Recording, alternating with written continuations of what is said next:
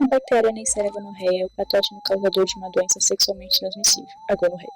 O micro-organismo foi descrito pela primeira vez em 1879 e cultivado apenas em 1932. Essa bactéria possui arranjo diplocou, que pertence ao grupo das gram-negativas, ou seja, elas possuem uma membrana citoplasmática interna, uma membrana externa, uma camada muito delgada de peptidoglicanas imersa em uma substância periplasmática que fica entre a membrana citoplasmática interna e externa. A membrana externa tem importante papel na resposta inflamatória da infecção e mostrou-se tóxica à tuberculina, desencadeando uma resposta do sistema imune. A bactéria possui um diâmetro entre 0,6 a 1 micrômetros, sendo muito pequeno. Seu metabolismo é anaeróbico facultativo, portanto, na presença de oxigênio ela faz aspiração celular, porém em sua ausência ela faz fermentação, o que garante menor saldo energético, porém a mantém viva com o metabolismo ativo. Ela não possui flagelos e nem forma esporos, que são modificações celulares que permitem que, em momentos de escassez de nutrientes, seu material genético continue protegido. Dentro do gênero Neisseria, existem algumas espécies patológicas aos humanos. A Neisseria gonorreia é uma das mais importantes. A diferenciação entre as espécies desse grupo está no carboidrato oxidado, sendo a Neisseria gonorreia a glicose, mas não a sucrose ou a lactose, por exemplo. Em se tratando das manifestações clínicas da gonorreia, tem-se alguns sintomas mais recorrentes. No entanto, esses sintomas podem variar de homem para mulher, uma vez que na maioria dos casos, cerca de 90% das mulheres apresentam-se assintomáticas, também diferindo o período de incubação da bactéria.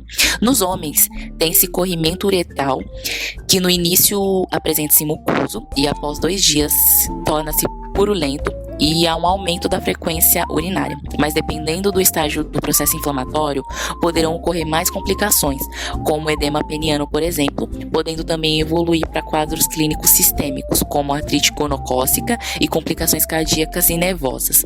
Nas mulheres, a evolução continua menos compreendida do que nos homens, sendo que muitas permanecem assintomáticas, como já citado, variando também o período de incubação. Entretanto, quando os sintomas têm-se mais frequentes, a cervicite e a uretite, corrimento vaginal, disuria e sangramento intermenstrual. Os sintomas também podem aparecer no reto. No entanto, a maioria das pessoas que apresentam culturas retais positivas para a bactéria permanece assintomática, mas podem apresentar proctite aguda, que consiste em uma inflamação nessa mucosa. A conjuntivite geralmente também se apresenta de forma grave, com líquido purulento e ulceração corneana. Pode ocorrer também rápida evolução caso não haja um tratamento com antibiótico. Outro local de extrema importância qual apresenta manifestações clínicas é na mucosa oral, tendo como um dos principais sintomas a dor de garganta e a dificuldade para engolir. No entanto, isso é mais comum quando ocorre sexo orogenital. Os gonococos afetam primeiramente as mucosas, sendo assim causam lesões, sendo cobertas por uma membrana amarelada ou acinzentada nas primeiras 24 horas, que pode se desprender causando uma descamação, deixando uma área ulcerada, causando uma mancha avermelhada na mucosa oral. Também pode causar a sensação de secura e ardência. Dessa forma, algumas áreas são mais afetadas, sendo elas a gengiva, a língua e palato mole. A gengivite severa também pode caracterizar a presença de gonorreia, uma vez que pode ser acompanhada de uma pseudomembrana amarelada, podendo apresentar indícios de necrose interdental. Nessa parte, falaremos um pouco sobre fatores de virulência. Sendo assim, torna-se importante explicar o que seriam esses fatores. Nada mais são do que moléculas expressadas e secretadas pela bactéria em questão, que auxiliarão a driblar o sistema de defesa do hospedeiro e efetivar a infecção. Vale a pena citar que esses fatores têm objetivos que se derivam muito, desde a evasão e imunossupressão até a obtenção de nutrientes e intoxicação do indivíduo. Partindo especificamente para a Neisseria gonorreia, começa citando uma membrana externa que esse micro-organismo possui, rica em lipooligosacarídeos, também conhecido como LOS. E em que isso é interessante para a nossa discussão? É interessante simplesmente pelo fato de que o núcleo polissacarídeo dos LOS, no gonococo, sofre alterações antigênicas de forma mais frequente, expondo diferentes epítopos para a superfície celular e resultando em uma bactéria mais aderente e menos sensível ao sistema imune humano. Seguidamente, temos algumas características que influem diretamente na aderência dessa bactéria, sendo essas a expressão de proteínas de opacidade e a presença de pile, que são apêndices extremamente semelhantes a pelos. Vale ressaltar que esses pelinhos, assim como a cápsula, tornam a Neisseria mais resistente à fagocitose. Por fim, temos algumas proteínas que trabalham juntamente com os LOS na superfície da bactéria, sendo essas a proteína porina, que além de formar poros e promover a coagregação de gonococos, tem variações antigeneticamente diferentes, dificultando o trabalho do sistema imune. Há também a proteína RMP, ou também conhecida como proteína 3, que funciona como uma espécie de barreira contra anticorpos. Uma vez que os anticorpos que se uniriam à proteína de membrana OMPA acabam se unindo a essa proteína 3 sobre a superfície, bloqueando então a ligação dos anticorpos anti-LOS e antiporina. Além desses fatores, existem outros vários que auxiliam na infecção do hospedeiro. Todavia, nesse caso específico, esses podem ser considerados os principais. Agora que já vimos os fatores de virulência, vamos ver como eles atuam no mecanismo de patogenicidade da bactéria. Inicialmente, a Neisseria infecta o epitélio colunar. A partir disso, os gonococos se fixam às células da mucosa, penetram e se multiplicam no interior das células. Em seguida, elas passam para o espaço subepitelial mucoso, onde a infecção é estabelecida. A pili e a proteína OPA são importantes na fixação da bactéria nesse momento, onde a proteína OPA se fixa na célula hospedeira, dando um sinal de migração para as demais bactérias se dirigirem às células epiteliais. A ligação ao epitélio mucoso, que como já vimos é mediada pela pili e pelas proteínas OPA, é seguida entre 24 a 48 horas após a penetração do organismo. Agora, as proteínas POR têm a capacidade de inibir a fusão do fagolisossomo por proteger as bactérias fagocitadas da destruição intracelular. Já o núcleo polissacarídeo LOS gonocócico estimula a resposta inflamatória e liberação de TNF-alfa, responsável pela maioria dos sintomas associados à doença gonocócica. A descamação do epitélio, desenvolvimento de microabscessos submucosos e formação de exudatos são decorrentes da resposta vigorosa de polimorfonucleares. Note na imagem que nas lâminas coradas é possível ver um grande número de gonococos dentro de poucos neutrófilos. Isso ocorre pois há a estimulação ou a produção de receptores celulares do organismo para o gonococo após o contato inicial com este agente, que parece ser o suficiente para estimular a fagocitose eficaz dos organismos adicionais. Além disso, alguns gonococos podem apresentar mecanismos de evasão contra a morte intracelular e continuam a multiplicar-se no interior das células do hospedeiro.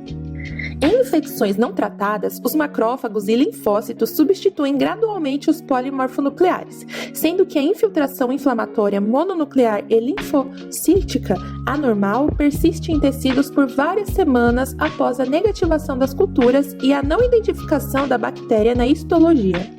Por se tratar de uma IST, as formas mais comuns de transmissão são contato sexual sem proteção, seja ele vaginal, anal ou oral, podendo ser transmitida mesmo que não exista penetração, e de mãe para o filho durante o parto, especialmente se a mulher não tiver feito o tratamento para a infecção.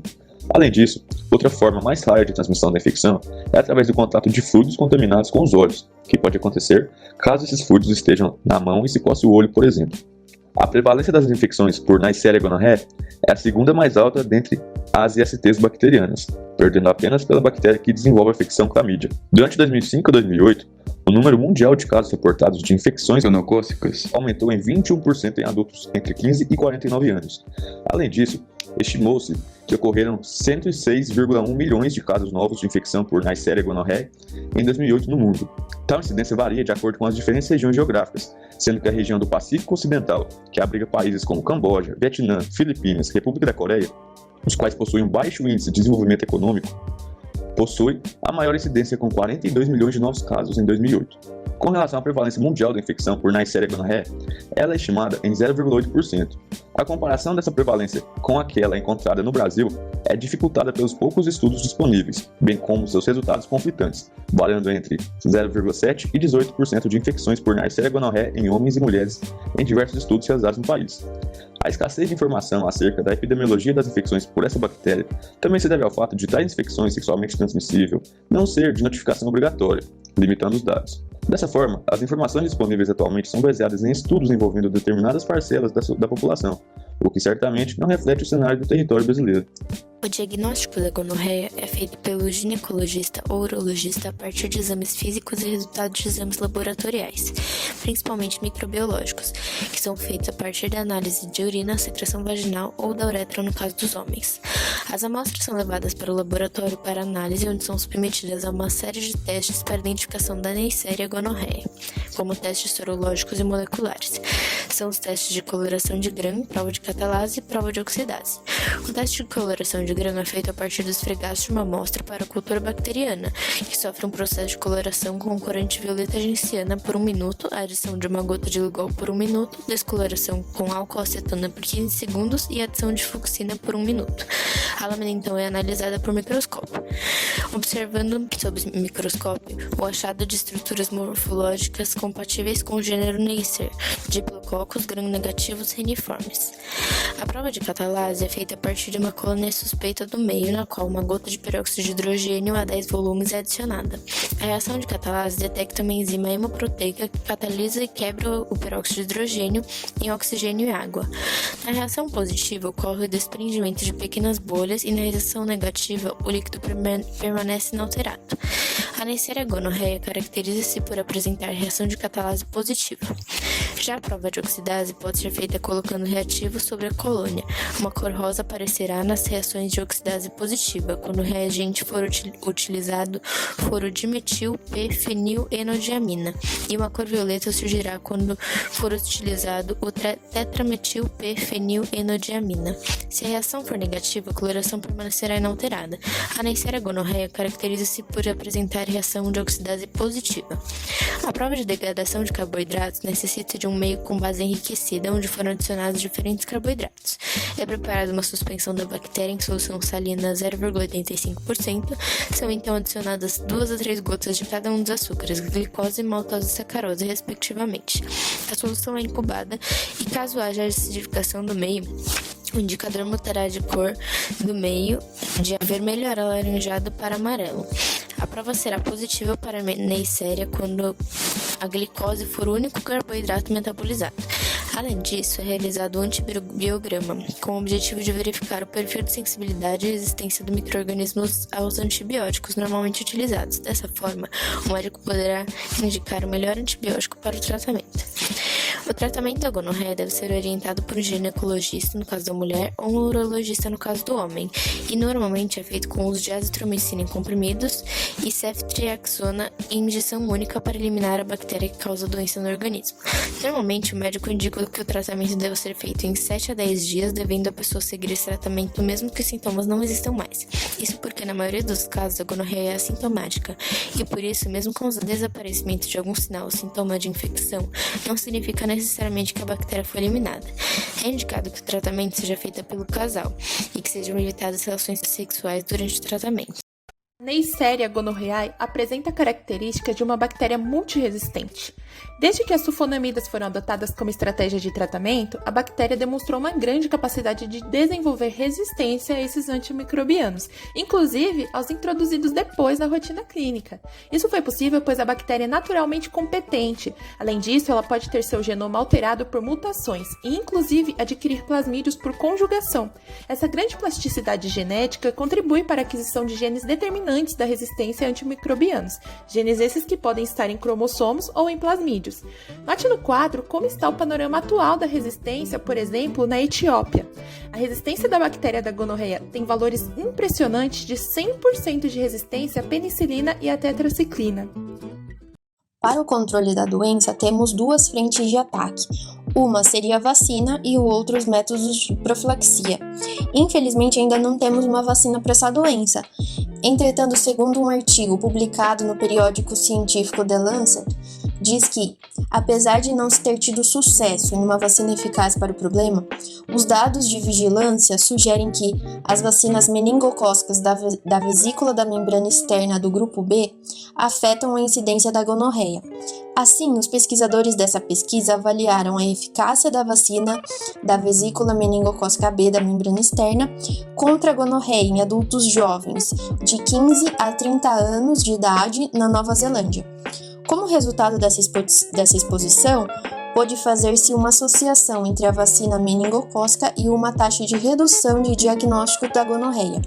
Sendo assim, foi a primeira vez que uma vacina mostrou qualquer proteção contra a gonorreia.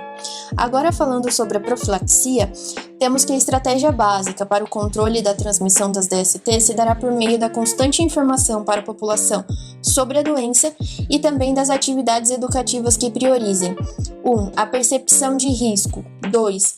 As mudanças no comportamento sexual e 3. A promoção e adoção de medidas preventivas com ênfase na utilização adequada do preservativo. Além disso, é importante interromper a cadeia de transmissão, atuando objetivamente nos elos que formam essa corrente, ou seja, detectando precocemente os casos, tratando os infectados e seus parceiros adequada e oportunamente.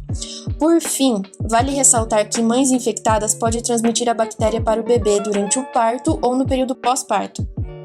A profilaxia pela instilação de uma solução aquosa de nitrato de prata 1% no saco conjuntival logo após o parto revelou-se altamente eficaz, embora falências ocasionais possam ocorrer. You know I never got to hear him play, but he'd be glad to see it put to use. I wonder if he hears these strings. I wonder if he hears these tunes. You know Nan is lovely as can be. You sure know how to pick a view. Oh, oh, oh.